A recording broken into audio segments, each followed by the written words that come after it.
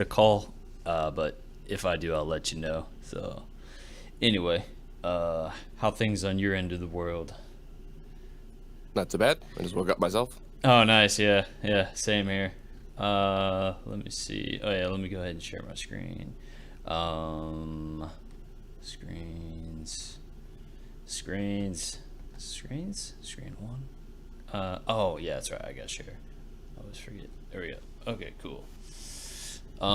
So I got questions. Question. Questions, and I'm sure you have the answers. Man, I've been Fair enough, I watching. do. Yeah, right.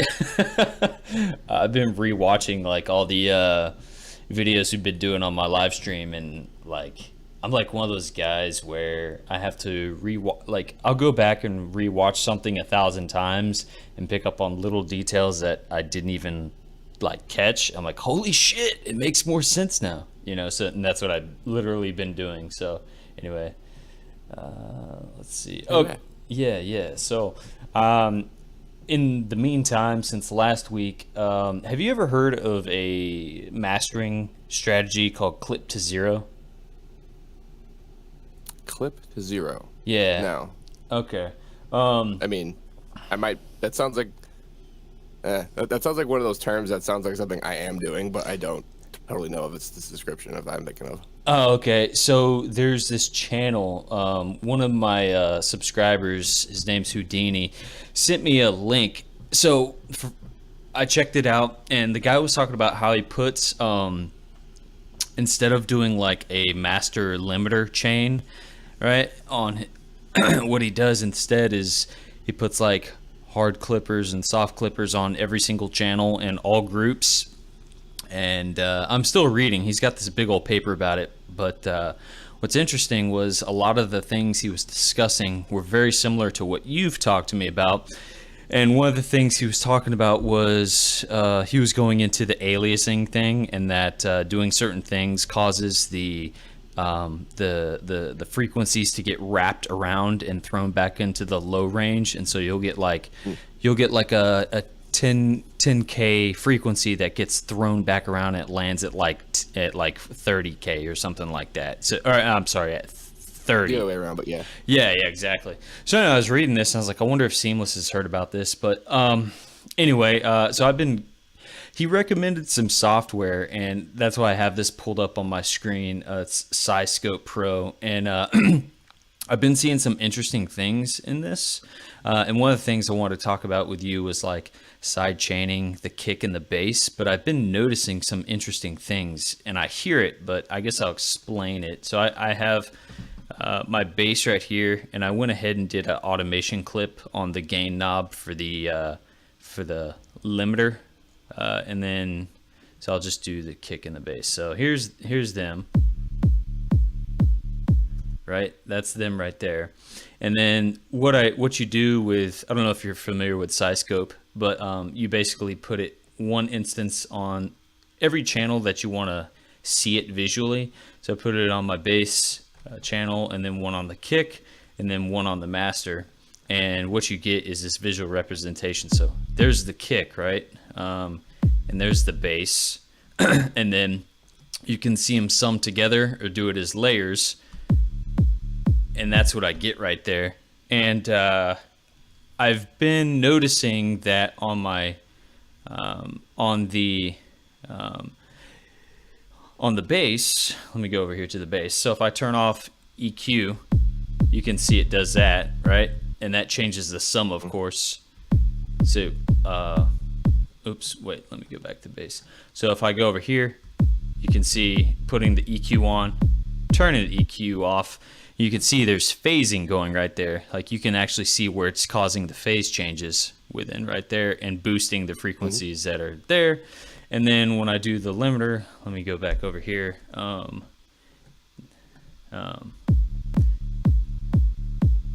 It's interesting. I wonder. Anyway, so what I did notice though is there's this click at the very beginning of the bass, and it's affecting in a really subtle way, but it's still noticeable, like the transient of the kick. And I was wondering, Do you have a solution, or is that something to be concerned about, or what do you think? So that's a motion artifact. That's Yeah. your compression moving too fast. Okay, that's what I thought. So I went over. Um, okay, so let me go back to this. So yeah, I think it's. Is it related to this? Because the limiter. Partially. Okay, all right. So FL at large, and this is like not just an FL problem. This is kind of just like a digital audio problem of moving anything and the consequences that creates. So you mentioned aliasing, that's one of them. But the EQ, for example, it doesn't have any kind of smoothing on it whatsoever. So when you do the side chaining, like you are, like here's a little test. Go to the playlist. So this curve you've made is a pretty sharp curve, but it's not as sharp as it could be because we're not at the highest PPQ at the moment. Yeah. So go to your options and set your PPQ to the maximum amount, and then look at how the frequency response changes. Oh, okay. I don't think I've ever done that before. How would I do that? Options. Oh, options. Okay. And then Project. Settings. And set it to 24? Highest value. Oh, highest. Okay. Gotcha. So PPQ stands for points per quarter, and it's a sequencer term that is defining how many like micro ticks there are between steps to determine the length of a step. And this increased the shit out of it. So that means every step has a lot more resolution to it, and it also means that like that curve has more points to curve. So that means it's a higher resolution curve. Yeah, So that go look at makes your sense. sidechain now and watch what happened. Okay. Latency way up, but Yeah, it's a big ass CPU hit, but Yeah. what it's doing is it's making the motion of the EQ a lot more sharp, oh, okay, and it's gotcha. reducing the additional frequency like damage is doing to it. Mm. But it's still not fixing it, and it's because your limiter's off. But like it's because it's starting instantaneously. That hit. Go back to your automation in the playlist. So the animation ends, and then it stays there, and then it snaps all the way back down to the bottom, and that's the thing that's causing that initial like hit. Oh, okay. So would it be good to do like something like, like that to help it out? Sometimes. Sometimes? Yeah. Okay. So every once in a while, if you look at like a finished mastered track, you might actually see this inside it. You might see that there's this little teensy small little bit of silence right before every actual hit that like needs to have its maximum power. Like I think of Zomboy whenever I think of this because it's really obvious when you see it in the spectrum. Yeah. But the effect this has is that there is absolutely no lingering power whatsoever before the next hit of the kick happens, and that means that it gets to be completely perfectly by itself. Oh, okay. Gotcha. And then also this whole thing about speed and not snapping and that stuff. Yeah. So would you recommend when exporting a track and everything to change the PPQ to its max value, but create at a lower value, but then export as a higher value? No, sometimes, because Sometimes. most of the time it'll alter the nature of what thing sounds. It'll change a bit of it. So I don't have the CPU to just live up there, so I tend to try and live with a sound I can get out of 96 PPQ. And if anything kind of gets extra, I'll try and be like individual about it. Like I'll do a spot render or something on a very high PPQ. Yeah. But most of the time I just avoid doing the things that are problems on those PPQs. Like particular parameters that don't have smoothing. But then, there's also I could just put smoothing on stuff to make it do it. But that's difficult when it comes to sidechain because that screws with rhythm. Yeah. I remember I was rewatching the the video you did for pitch. It was sort of that class about a year ago or so. We had talked about this before too, but I guess it all ties into the same thing, that when you adjust parameters that affect timing, that would make it sound more crystal clear, it usually ends up affecting the whole flow and swing of things. So it's almost like fixing problems down end causes problems down, or on the front end causes problems downstream, all due to timing. So for a bass, if I wanted to be like, how exactly would I solve this problem without the PBQ, without the timing issues, but with the rhythm stable? And the answer to that is that I tend to separate my, like, what it is that I'm sidechaining thoroughly enough that I could bracket it into its own timing areas. Like a bass with a separated sub, for example. If I wanted to sidechain that, I wouldn't sidechain the whole thing. I would sidechain the sub it by itself, and I would sidechain the high portion by itself. That's the portion that I sidechain with the sub. I get to do a very non-complicated solution. I get to just put a low pass after it. The sidechain can move as fast as it wants. It can move extremely harmonically faster than the sub is moving, but if there's a low pass after it, it just can't generate information that's faster than it needs to be. Oh, okay. Gotcha. But if it was the whole system, I couldn't do that. I couldn't just low pass my bass away. And the higher bit is going to have the opposite problem. The faster you flick around a thing, the more it'll make a thing click. But you can also just move it too slow, and it won't do that. And instead, it'll generate kind of low frequency rumbly offset nonsense. So high passing. This whole thing reminds me of how flies kind of work. So I think I learned this on Ben Jordan's page, but he was talking about how like flies have a really low frame rate of visual versus like cats and dogs. And he's like, if you move your hand slow enough towards a fly, they won't notice it, and you can like smash them. That makes sense. Yeah. But with cats and dogs, you would have to, smack them fast. So it probably has to do with having like 100 eyes instead of 2. Yeah, right. All those eyes require, and such a little brain, so much processing. Not enough GPU power. Yeah, exactly. I am a failure of creation. I'm playing a literal potato computer. I'm growing a potato. That's funny. But they're like, but I have personality and character. I throw up on my food and eat it up afterwards. I bring color to nature. I show up at picnics. Oh man, completely uninvited. Yeah. And the moral of the story when it comes to this stuff is to try and like match like speed content with like speed choices. And the spectrum is separate in this regard. Like slower stuff is slower. And I felt the way that I like to handle this, if I do have to get surgical about it, if I can't separate it, if I can't high pass stuff, and if I need it to be a single item, then I have to involve the XYZ controller, where I just plug my automation into it and put it out of it and put it on the parameter I'm doing, and then use its internal smoothing controls. Yeah. That's always a good option. So this, this is my sub bass. Let me see. Let me go back here. Okay, so another question.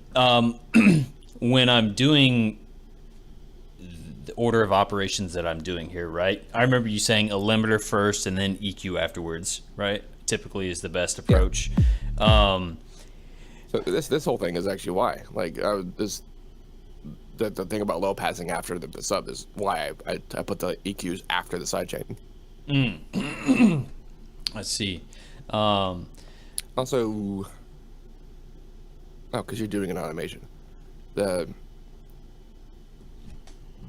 it not coming all the way down? Like, why is the side scopes showing their data happening like when the base is being sidechained? Yeah, I'm not sure. Hold on. Oh wait. It definitely seems like it's gone, and the automation totally says it's gone. Okay, so the ghost note isn't on. If I do that now, it will be mostly gone. And if I, so that's you're not. Yeah, I was You're doing a sidechain and you're doing a base sidechain. Yeah, and that's another question I had for you. I was wondering if should I even bother with the limiter if I'm just cutting out the low frequencies, Because if I do that, you shouldn't bother with the low frequencies if you're cutting out the limiter. Like if you're doing the limiter, you don't need to do the EQ thing. Oh, you're saying okay. So if I'm doing the limiter, don't even bother with the EQ. Don't bother automating it. Oh, okay. Automating the EQ or the limiter? The EQ. So Oh, if the limiter is doing its thing, yeah. then the EQ doesn't have to be moved around. Okay. At least, super ideally, and if not, it's because some terror is occurring that should be operated on. Okay. Um, okay, so if I wasn't moving the EQ around, what would the EQ be doing in that case? If that's your sub bass with no high frequency information, it would be just a huge low pass. Oh, okay. Um, let me see. Let me see if I get what you're saying here. I'll just do a new. Damn it. Do a new EQ. So you're saying. Oh, okay. Not quite that far down, but yes. Somewhere like there. Yeah. Okay. Whatever the range of your sub is. Okay, so I would just keep it as that, and there'd be no automation on it. Right. Okay. All right. The value of doing the EQ cutting automation thing is when you're just not doing normal sidechaining. When you want to have the effect of the power of your normal sidechain, but you just don't want to do that. That's what that's for. If you're doing the sidechaining, then those frequencies are being cut, and moving them additionally isn't actually helping much. Okay, yeah, I see. I see what you mean. I don't really know what I was really trying to achieve with that technique there. So if I was to cut out the limiter, then I would just go back to the previous technique I was doing, where it was ducking the low sub frequencies. Then, huh? Yeah, and even at that point, I would still be doing the XYZ business because of how unsmooth the EQ is with the automation attached to it. Oh, okay. You could, in the controller linking window, when you do normal automation, you can try and use FL's like regular smoothing controls, but Yeah. it's not great. And just using that as an interface is way easier to deal with it than any other nonsense. Okay, cool. So I might, let me see. I'll try. I'll try and set that up to see if I can do it properly. Activate. Let's see, right about there.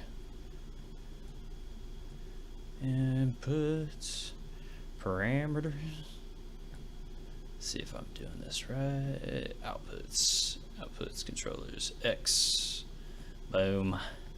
Damn it, Bobby. Let's see, keyboard label. Nah, I'll do that there. And then that.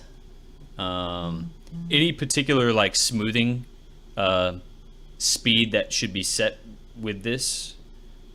It should be higher than the rate of your oscillation. Oh, okay. How do you find something out like that? You Google Hertz value in milliseconds. Oh, okay. All right. Let me see.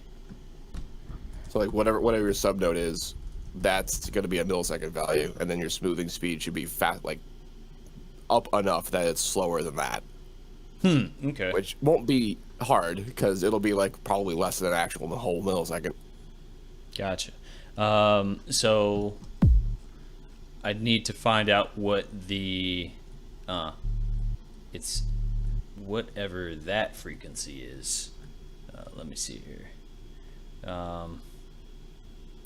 What's the best way to figure that one out? Z-Game Visualizer? Or let me see here. So that looks like it's, oh shit. That looks like it's at like 36 hertz, I'm thinking.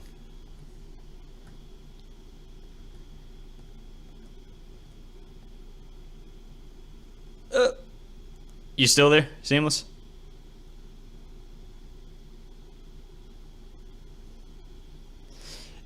If you're there, your mic went dead. I can't hear you.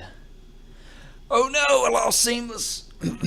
Sorry, I was just looking at what hertz and milliseconds are. Oh, okay. No worries. Apparently, a hertz is a whole ass millisecond. Like, which or like 1,000 or 1,000? I guess that kind of makes sense. Anyway, 27 milliseconds is 1 millisecond is 1,000 hertz. Okay, so then that doesn't. What the hell is milliseconds period? This math is not working out. Yeah. Okay, so it's either 27 milliseconds. It doesn't make a lot of sense because that's really long. Like 36 hertz might it be a whole third of a second oscillation? Huh. It's a Okay. long time. Yeah. I doubt that. No, that's an LFO rate for sure. So yeah, we're definitely like 100th. So you're looking at like 0.27 milliseconds. Okay, so you're saying at 36 hertz equals 0.27 milliseconds? Yeah. So if your reaction time smoothing is like at a value that's higher than that, then it'll safely save it from distortion, which is what we're trying to do. Because if you move anything faster than your content is oscillating, you are going to distort it. Yeah. I've been really rewatching stuff, and I guess that's when it shows up when you do like the limiter and whatnot, when the line gets all fuzzy and thick and white, right? Yep, that's a demonstration of it being real fast. Yeah. I always wondered that what the hell that was. I never really knew, but as I was watching videos and stuff and you explaining it, I was like, oh, so that's what that is. I just thought it was shitty noise coming through. I was like, what is that shit? Yeah, if you're not completely always thinking about what compression is doing, which is just at its core, it's just volume automation. It's just automating volume as fast as the signal is getting into it. Yeah. Which is ideal. Well, it's not quite ideal. What I just described as happening as fast as it happens is actually what distortion does, which is to say that it has absolutely no delay time whatsoever. And compressors have an amount of delay time. There's some enveloping to their timing, and that increases the millisecond response time, which pushes it outside of the distortion range. I see. So will I need to change the smoothing times based on the different notes that hit? That would be a like. So here's something special about the XYZ controller. Its smoothing thing is a parameter that you can automate, which is not true about any other kind of automation smoothing, I don't think, in FL. And what's special about this is that you could do things like note track it. You could make it like a special speed for a special note, but even like the note range of like a bass note versus like the highest lead note is still going to be inside like a really small millisecond value. Oh, okay. Gotcha. And it's just gonna get faster. Like the higher frequency stuff gets, the more like it's just like the speed consideration is way, way, way higher to the point where you actually can compress about as fast as you want to, and it sounds just fine because it doesn't impact. Yeah. Okay. This tends to be the most problem for like drums and bass stuff. Things that happen slow enough to care. So, how would I go about setting the smoothing speed to that 0.27 milliseconds? In the XYZ controller. Uh-huh. Oh, I can't see it because it's inside Patcher, but that's okay. Let me go open up mine so I can. Bleep.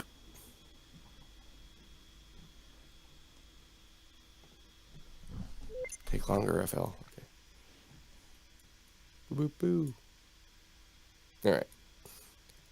So you get the X, Y, and Z like big fader buttons or whatever, and click on a page. It takes you to that page, and then it has the global speed and like external controller speed. That's interesting. Oh yeah, those are the global settings. Don't worry about those. In the top one, it just says speed and acceleration, which is what that stands for. Yeah. These two things can be automated, and that's like super incredibly special because a lot of the times you don't actually want a consistent individual speed value. Like it's almost never going to be the right size. Yeah. And fortunately, they actually take out the first step of what you would normally want to automate for, which is to have some kind of like an acceleration curve. So you can actually have it be as snappy as you want, but it will kind of a bit like curve the sharpness. Okay.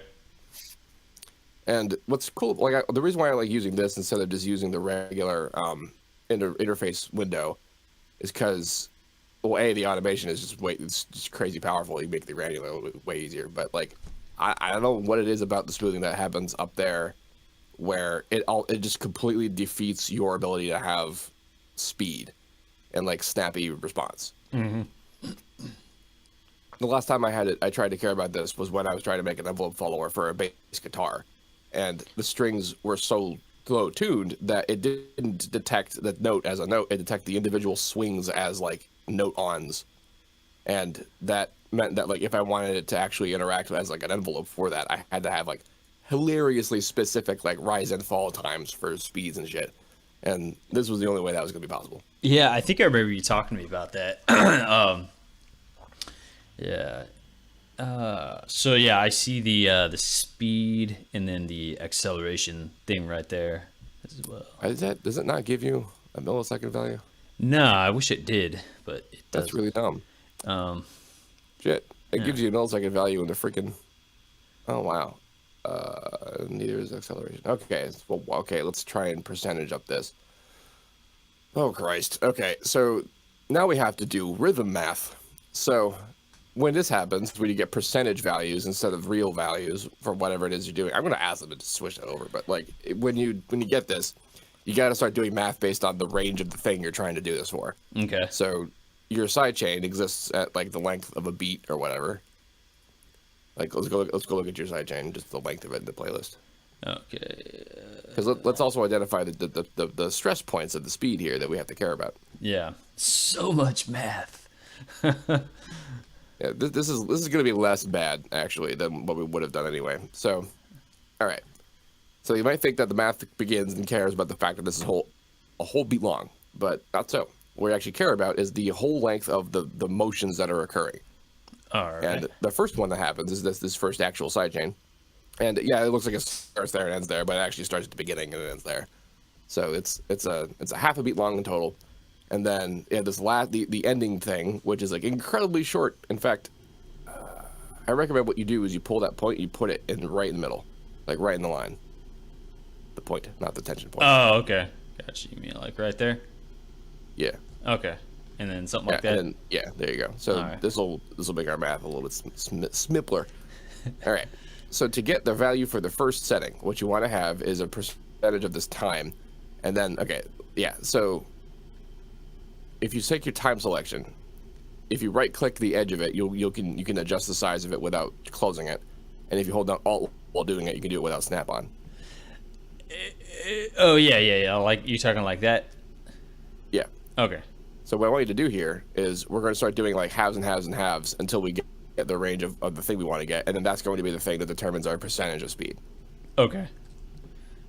So the protocol. All right. So you got your whole time your whole time thing, and then you're going to make it this first bring the end to the half, so the beginning and then the end are in the half there. There you go. And then we're going to half it again to the middle from the beginning, not there. Keep it in the motion. Okay.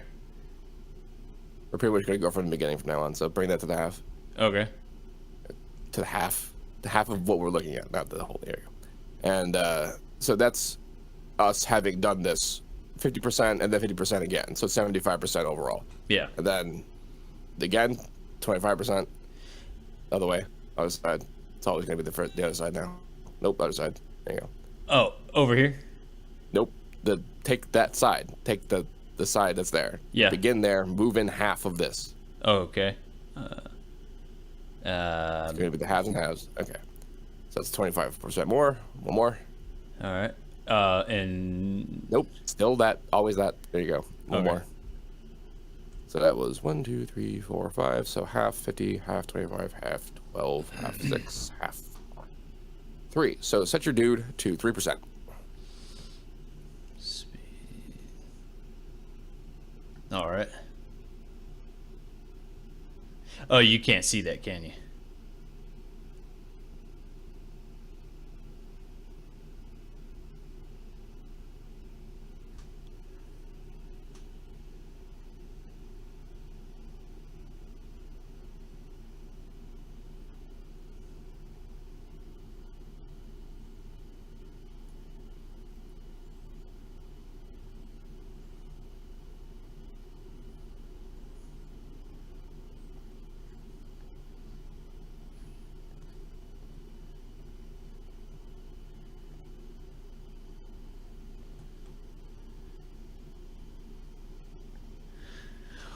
What's up, everybody in the channel?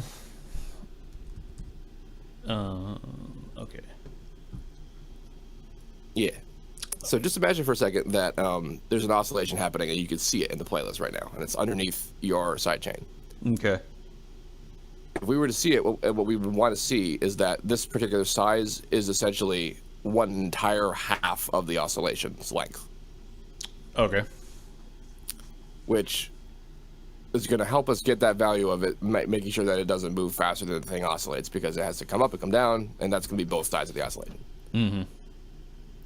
And that size of the oscillation, we just we're not at a tempo where we could be as specific about it. Like if we were doing 174, where we could just be like, yeah, a 30-second note length, whatever that is, that's your length. Yeah. This is us being like, well, how far do we have to go down before we can see that we're at that size of oscillation we need to be. Mm-hmm. And this is how far. Okay. So if we were doing a hilariously fast BPM, you might not have had to go this far. You might have only had to go actually like half the whole beat before you were like, okay, that's an oscillation. Yeah. Okay. Oh shit, that's why it's not millisecond values, because the smoothing time is a percentage of the BPM. Fuck. Oh, so the smoothing time takes into consideration the BPM? Yeah, if you increase your speeds, it'll change the values. That's awkward. That okay. Makes things a little. So everything else, like the automation curve, like it doesn't expect us to have to care about milliseconds ever in this context. But all the other stuff, like the compressors or whatever, all of the speeds are written in milliseconds, and you can use that information to help there. Okay. All right. Yeah. All right. So, anyway, if you were to be doing your envelope automation onto like EQ or something, like this would be how you determine how smooth you want to be making it. You could just be doing it by ear, but this is like the math. We're going to find the oscillation version. Okay. Cool.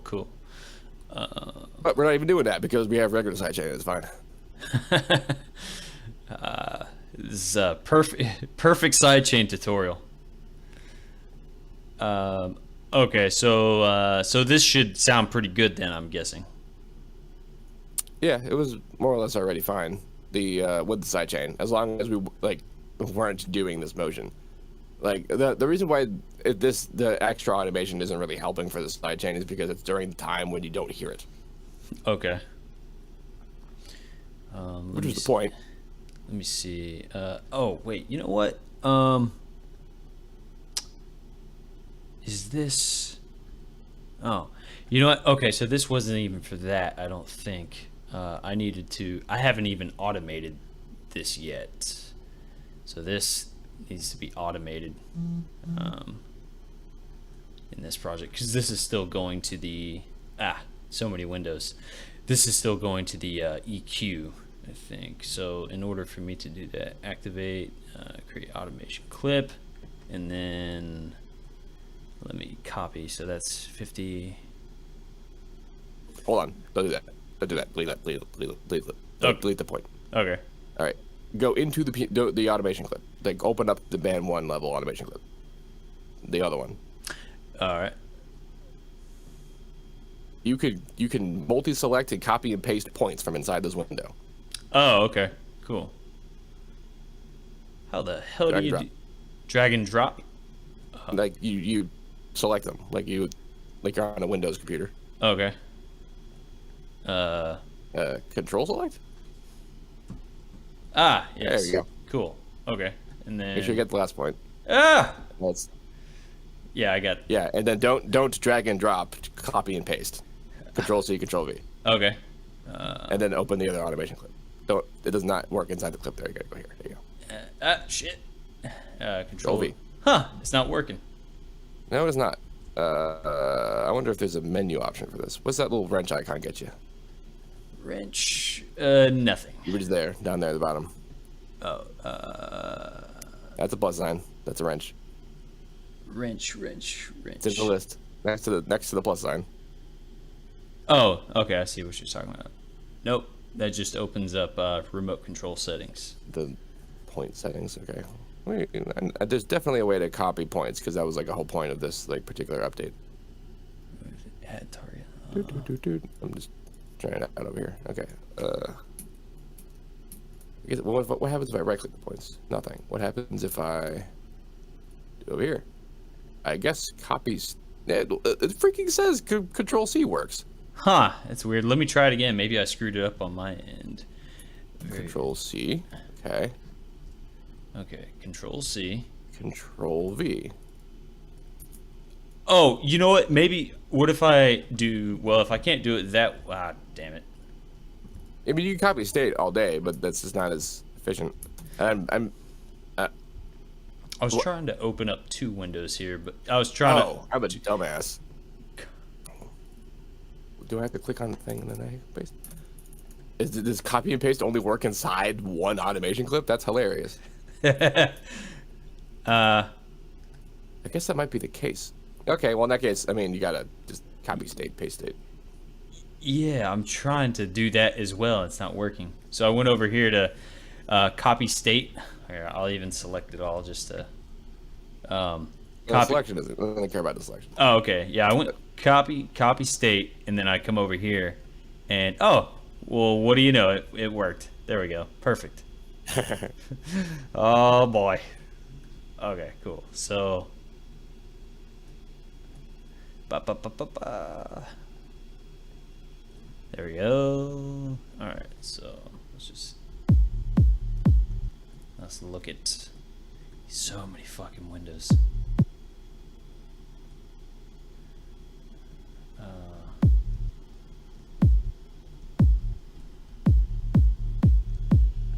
Okay, so yeah, so I mean it's doing what it should be doing, and I guess hopefully like mathematically it's doing the thing we set out to do. So the way you could do the sort of fast way to get there is you put it on, you make it automate, you do whatever, and then you put an EQ on after the thing you're automating. So like not looking at the EQ in the EQ, but actually looking at the EQ after the fact. And what that'll do is it'll show you the extra harmonic stuff created by your motion. And you just want to increase your smoothing until you do not see anything other than what was already happening before it was doing your motion. Oh, okay. So let me turn. So if I turn it off, I can see where the extra harmonic. So if I turn it back on, I can see it right there. See that? Is that what you were talking about? Okay, so so you're saying adjust this speed, increase your smoothing speed. Okay. About right there. It looks pretty good. Damn, that's way up there. I guess it was 37 milliseconds. Shit. So if I go back down, I guess I have too many halves. Anyway, but yeah, this is how you check your work. You want to make sure that like, especially if it's a bass, you want to be like, no, nothing, 0, clean. Yeah. And then, of course, what's fun, we're talking about this, we're like, okay, yeah, we're making it slow, and that's decreasing the speed, which there it is showing up in the thing. But this is also why you could just put a low pass at the end of this. Oh yeah. I could just be like, something like that. Yep. Oh, okay. So with that, could I just go back and increase the speed? Yeah, you could. You could have it be completely as fast as you want it to be. Basically, the low pass option and the part where we cater the speed to the correct envelope are the same thing. It's motion filtering. Oh, okay. Gotcha. Well, sweet. This is just less CPU intensive to have more EQs is all. Yeah, yeah. Oh my god. Do you use a desktop or do you use a laptop? I use a desktop. Oh, desktop. Okay, cool. Nice. It's really old though. Most laptops probably outpower my computer. Oh, really? What's kind of CPU you running? Let me remind myself real quick. I'm gonna look at my system. This is a computer from 2016. I'm rocking a i7-5820. It's a quad core, 3.3 gigahertz. Oh, okay, nice. Yeah, I don't even know what I'm running. Let me see here. I'm curious. I think it's a 7th gen i7. It's the i7-7700HQ. CPU at 2.8 gigahertz. Yeah. How many cores is that? I think it's 8. I'm not sure, to be honest. Damn. That's pretty dope. Yeah, I Although got actually, I did lie about this one. I think I actually have a 6-core CPU. Let me a 6. look at my task manager real quick. I'm gonna go and look this up real quick. I'm curious because I don't know. Yeah, I got this back in 2017. It's a MSI. Nice. Yeah, I like MSI. They're pretty good. The only damn thing I don't like is their the tab, the little screw that holds the frame to the screen. They screwed it on way too tight and ripped my the bolt from the screen. So now it's kind of janky. I could replace it, but it's just like I had to go. I literally I had to go to Lowe's with my coworker, and there was a tool set. We just needed one little tool, and I walked in with him, and my laptop, and we walked over to the tool section, and the only tool that they had that would fix it was in this gigantic tool set. But luckily, my coworker, he like slid his finger in through the side just big enough to pull the tool out, and he pulled the tool out, and we fixed my laptop right there. We just did a couple twists and turns to loosen up the tension on it, and then we put it back in, dropped it off, and put it back on the shelf and walked out. I was like, "Thank you, Lowe's, for your service. I'm out." Gorilla Repair. Lowe's now doing computer repair services for free. Yeah. So let's see here. I'm curious. Total cores 4 cores, total threads 8. So yeah, 4 cores. Talking out my ass there, as usual. I had a more powerful laptop. I called the thing a laptop, but it was the 2016 Razer Pro, so it was like huge, and it like I used that thing for a long time until it died, and then it died, and then I went no, it died on you. Yeah, but I was doing shit like playing like woods festivals and shit, like in sand and nonsense, so like it wasn't gonna happen. Damn. Yeah, that's would probably do it to it. That thing outclassed my computer completely. Like I have a GTX 980 in this computer, and that laptop had a desktop class 1080 in it. Oh shit! Damn. They shaved one down and fit it in a laptop.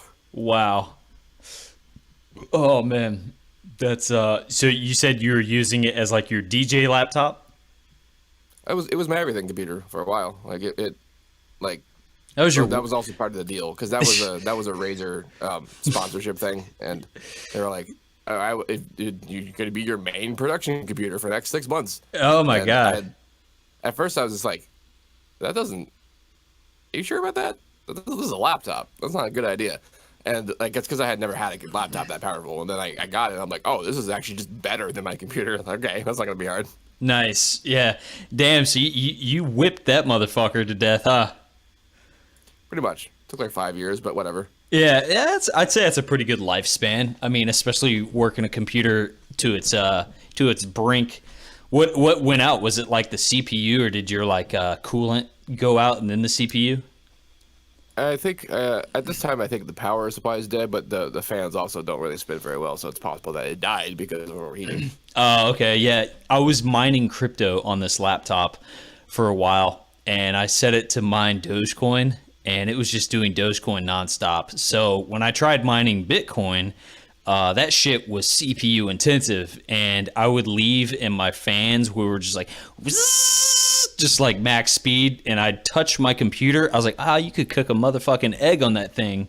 And so, yeah, it was way too hot. So I was like, I'll just mine Dogecoin, and that set my fans at a nice little coasting speed. It was like, bzzz, I was like, all right. I feel like there's more longevity in this, right? So I mined up to, it took me, I think, a week to get like $10 of Dogecoin to mine, right? And I was like, fuck yeah, I'm getting $10 a week for my laptop mining Dogecoin. And so I did it up to 3 weeks straight. But by 3 weeks straight, I started hearing it would sound like the ball bearings or something like that. I don't know if there were ball bearings in a fan, but there was something that sounded like that where it was like, it was just like it sounded like a metal kind of like struggling to survive. And I was like, uh-oh. And I was like, yeah, I'm not going to mine Dogecoin anymore. I was like, this is laptop to make music with. And I was like, yeah, I thought if I'm just making 30 or $10 a week, I was like, yeah, it's going to take like fucking forever to replace this laptop if I break it.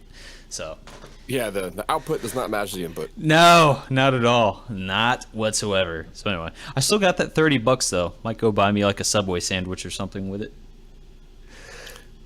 This guy I met a while ago had a whole plan to make like an EDM coin. I don't remember what he called it, but his plan was to make it so that like a specific kind of currency for like festivals and shit. Huh. And that like, on his quest to make it, like he generated the coins, and then like I have no idea what they're worth, but he gave me a wallet with like 1 million of them. No. He tied them to F. And even if that's like a stupid bad percentage, like, but again, like I don't know what exchange it's on. I don't even know how to access it. Like I didn't make the account, so it's like, but that's the most crypto I got involved in.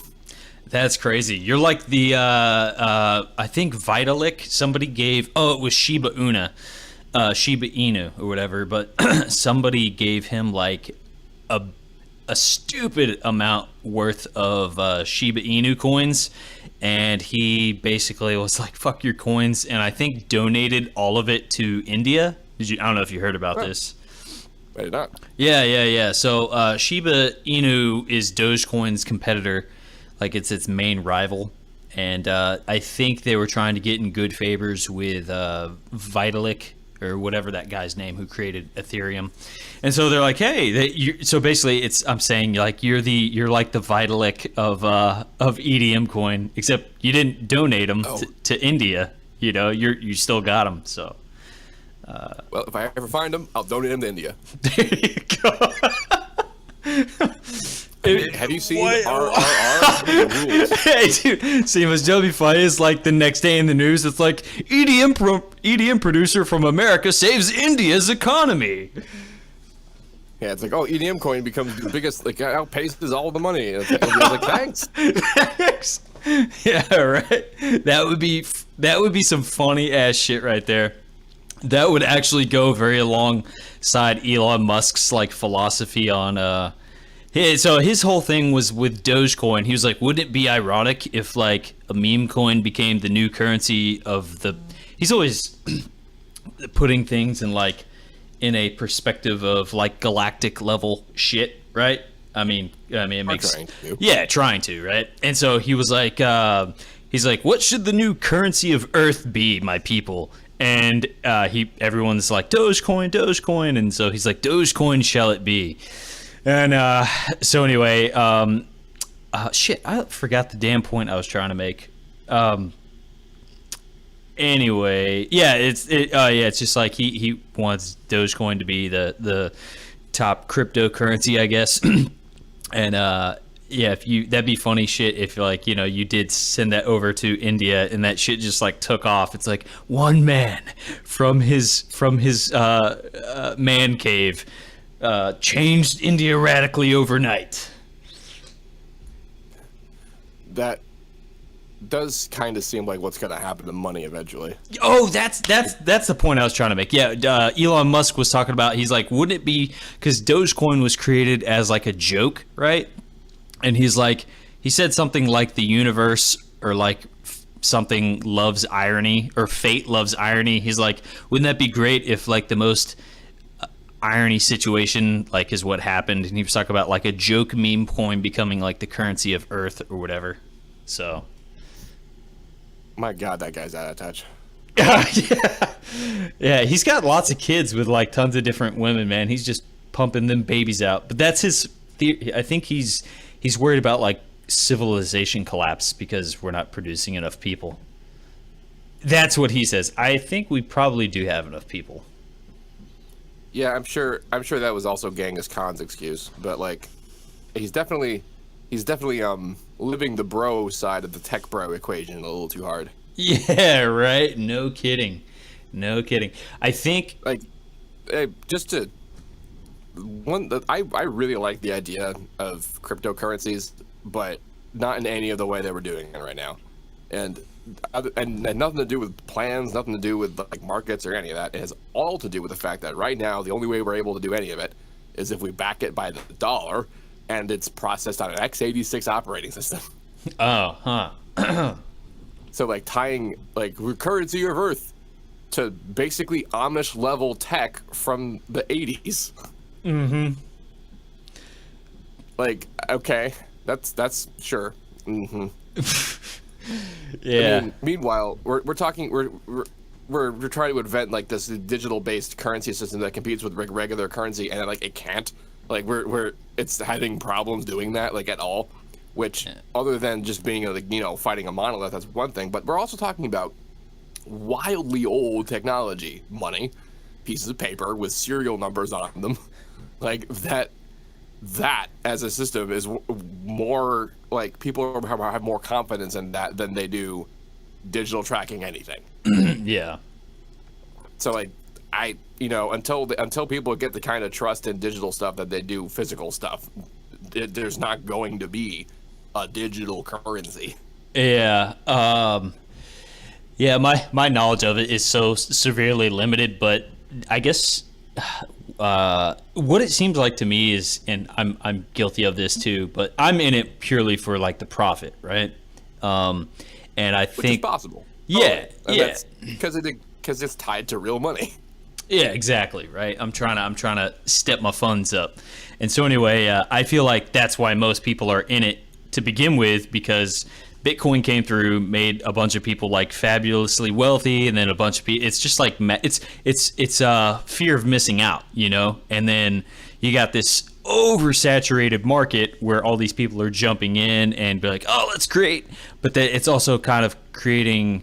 You saw all these coins created, all these shit coins, and they don't mean shit because they're just sort of like Ponzi schemes or whatever, or just like pump and dumps. I think it's all going to consolidate into something, but anyway, yeah, it's kind of like that's the problem. What I was mentioning about the x86 stuff, like if this were regular money, that's true. Like the markets would just happen, there'd be a consolidation, and then there'd just be a winner. Yeah. But the part where we're doing this all on dead tech, like already dead tech, means that it doesn't. None of this can win. Nothing that's happening now can be that. Yeah. Not even the main big guy, especially not the main big guy. Like, but like what we're talking about happened to real money too, when like currency itself was created out of like precious metals and shit. Mm-hmm. People would straight up like dude coming out of the woods with a piece of paper with a red drawing on it and being like money. That like it's people like what had to happen was that big huge reputable organizations had to come in and back with security money. Yeah. And that's pretty much only governments that can do that. Yeah. You had to have something that meant something behind it. Otherwise, it was just it's like this is not going to stand on its own two legs. Right. Now, here's the thing that I like about cryptocurrency. The reason why it has value at all is the entire concept of this fungibility. And in the space of real money, like we have to deal with counterfeiting or whatever. But like now, because we have crazy printing tech, that we have to go so hard into having like literal electronics inside paper to make money function. Oh yeah. But in the old days, just having complicated enough art was security.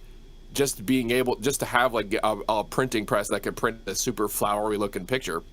No dude from the woods was going to be able to do that. Mm-hmm. Was going to be able to, and like if you try to give someone a copy and someone the real thing, you could tell instantaneously which one was real. But then counterfeiters got really good at art, and so did like artists and stuff. And just what became possible was funging it.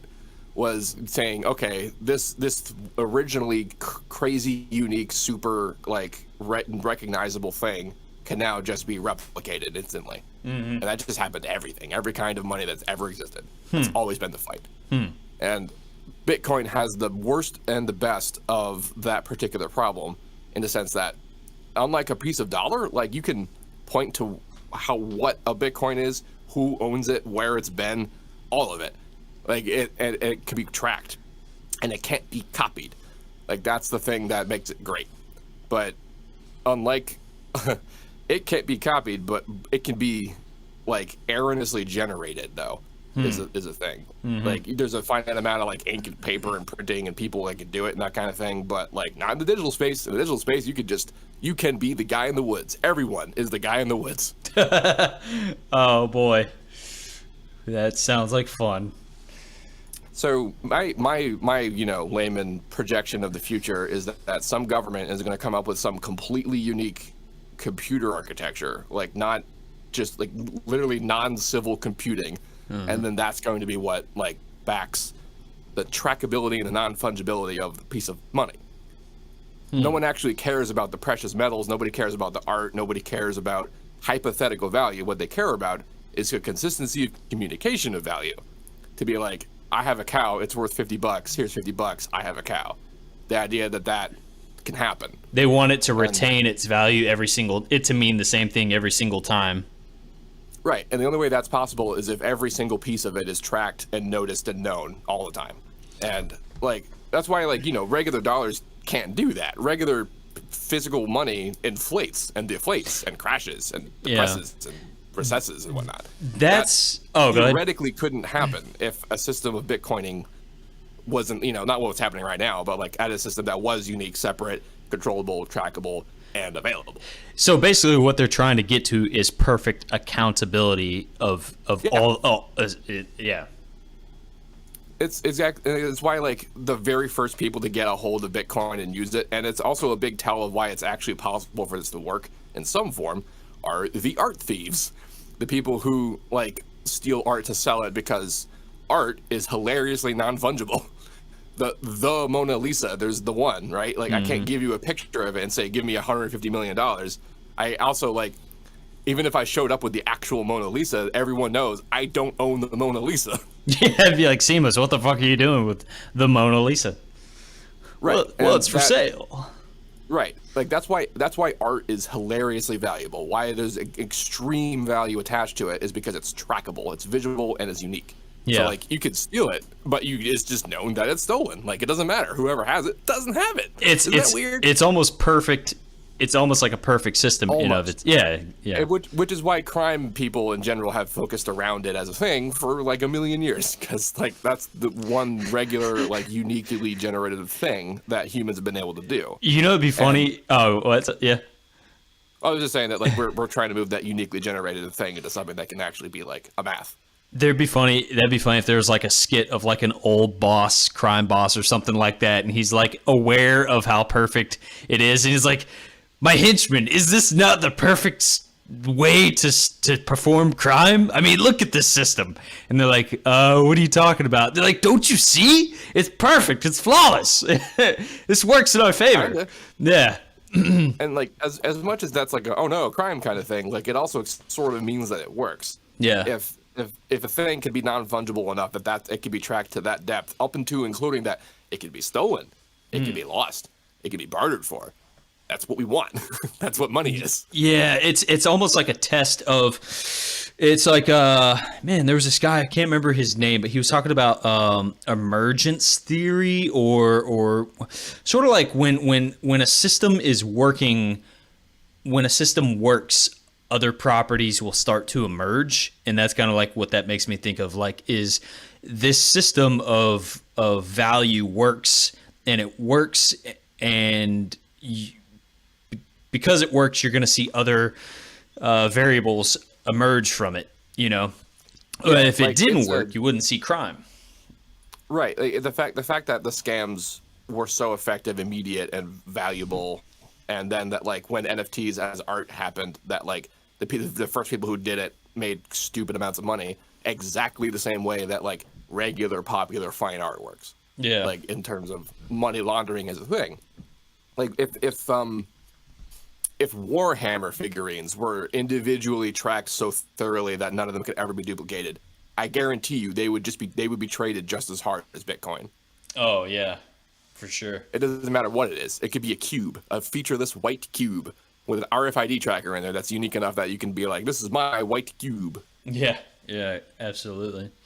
So then the issue is just, what can your system do? Like, how can it track, and what is it that is tracking to? And in the old days, what things were backed by was gold, like precious metal, physical currency, things that could be tracked because there was only so much of it. Yeah. And therefore, like, a split value of it, and so or whatever, until we fiated our way into having currency that exceeded the amount of any physical capacity of anything that exists on the planet. Like, it doesn't matter how into microns we split up uranium, like, we don't have enough to match the amount of, like, money that exists. But with that comes the problem of we don't have a capacity to really track it either. Like, physical money is really hard to track. Yeah. That is true. Well, hey man, I'm gonna jump off. I have to run. I have to make an emergency bathroom run. I've been drinking this huge bottle of water, man. So I'll see you next Saturday. Heck yeah. All right, man. See you guys later. All right, later. Peace.